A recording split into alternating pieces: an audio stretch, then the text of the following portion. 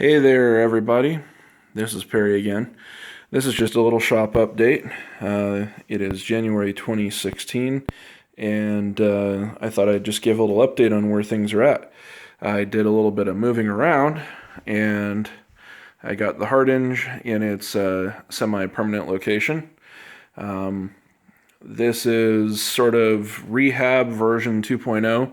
When I bought the machine, it was a basket case that didn't work, and I had to rehab it in order to get it working and use it.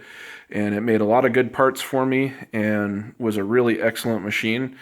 Unfortunately, storage and the ride up did not leave it in such good shape. The ride up, it caused some damage to the control.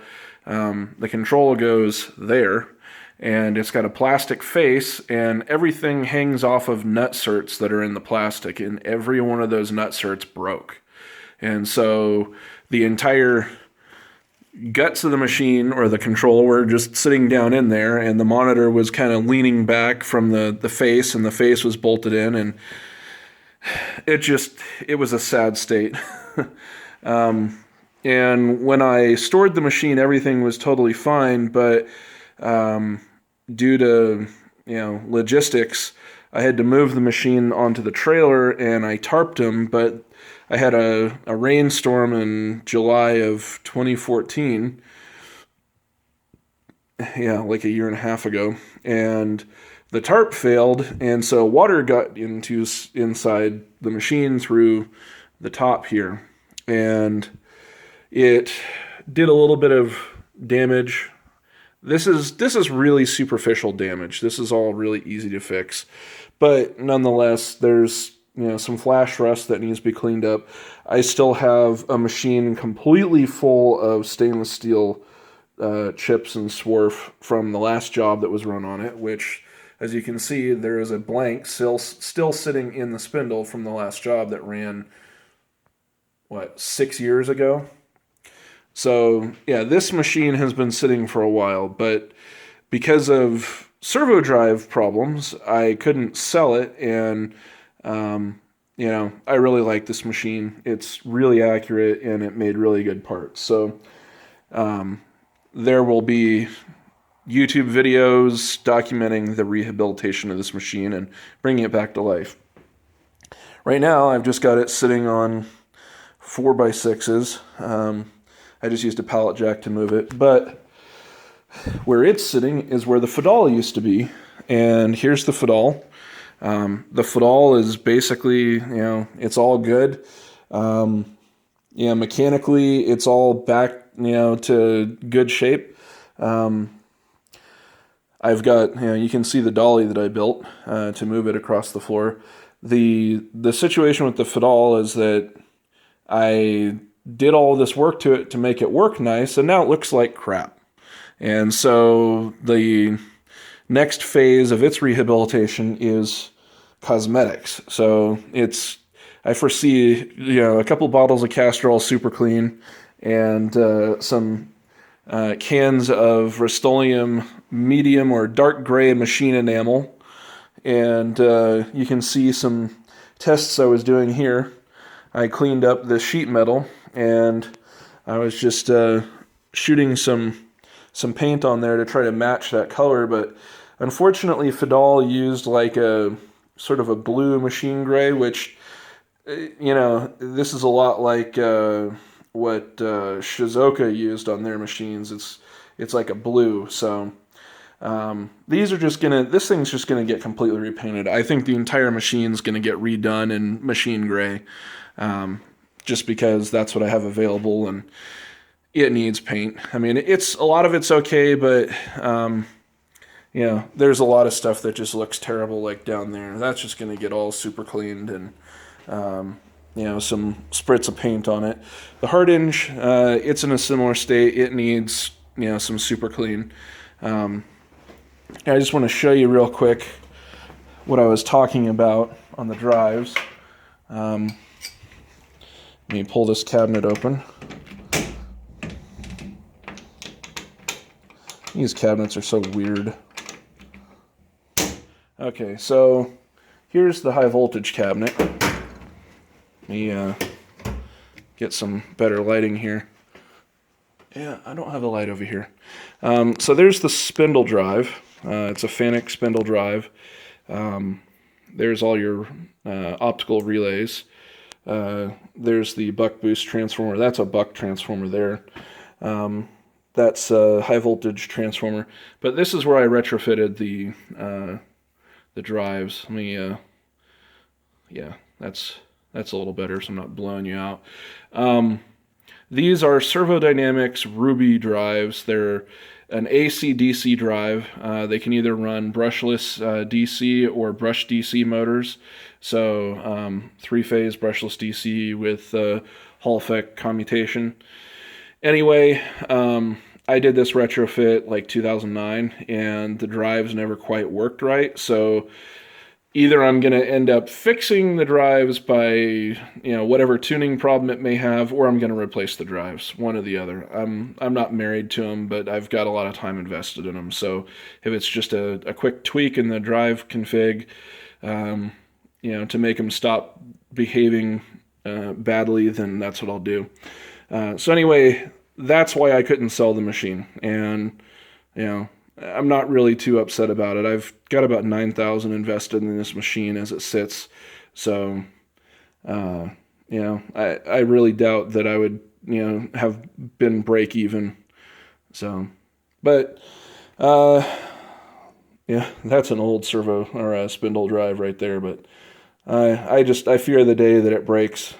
It's a 10 horsepower drive and it's massive. So, hopefully, if it does break, when it does break, I'll be able to swap in a modern sensor vector drive and just make it work. So, okay, enough about the back of this.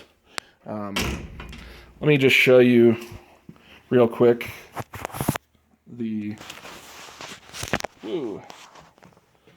So, there's the spindle or the axis motor. That is a Sanyo Denki P5 brushless DC motor. There's the Z-axis. These are real nice motors. Okay, so it's still getting used to this. Okay, so when the water came in through the top, it filled the sump, and the sump had 25 gallons of oil in it, of which there was about 15 left. And 5 gallons or so oil decided to saturate the deck of my trailer. So I drained all the water out. I'm going to recover that. I really don't know if I'm going to be able to recover the oil, reuse it or not, or if I'm just going to have to drain it. That all remains to be seen. That sight glass will have to come off, and worst case scenario, I'm going to have to throw some kerosene in there and pump kerosene through the coolant system to try to get the milkshake out. So, contrary to popular music, milkshakes are not always great. So, here's the control. So I've got two controls. This control right here was a parts control that I bought that didn't work so that I could get that monitor. This one right here, because that one had a bad board on it, and that's why the machine didn't power up, among its many problems. This is the front panel and keyboard off of this control, which was in the machine, and you can see it came off. So that's the control right there. I really don't have any need for that control other than this right here, which is the memory card.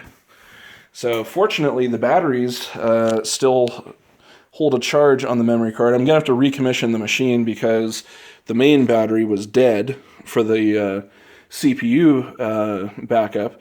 But as you can see, the modification I did on this one, the program memory is still good. The battery's still good. So this is the backup machine. I was actually using this as a simulation machine. I had it commissioned as a simulator, and I'd use it on the bench for programming and doing simulations of toolpaths and stuff like that. So this control I got working, and I might have to swap some boards, but I'm pretty sure that once I got this machine or this control cleaned up, that it was 100% functioning. So this may just end up going in the machine wholesale, but worst case scenario, it's, 1 from 2.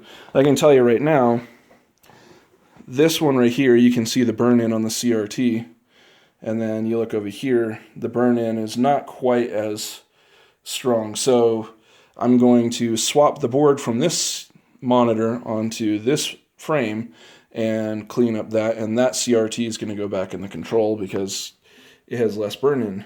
You can see all that. Yeah, that's what it used to look like when it ran. Okay, yeah, so this is all just the babblings and whatnot of what's been going on, but I just thought I'd share it with you guys because, some people are interested, and it's interesting to me. If I can find stuff that's interesting I like to share, then I will. Before I close, I'll just show you. This is how I kept track of all my programs. These were all the subroutines for each of the programs. So I had one main program, and then I had different subroutines that had all of the geometry in them, and I would just modify the base program and change which subroutine it ran.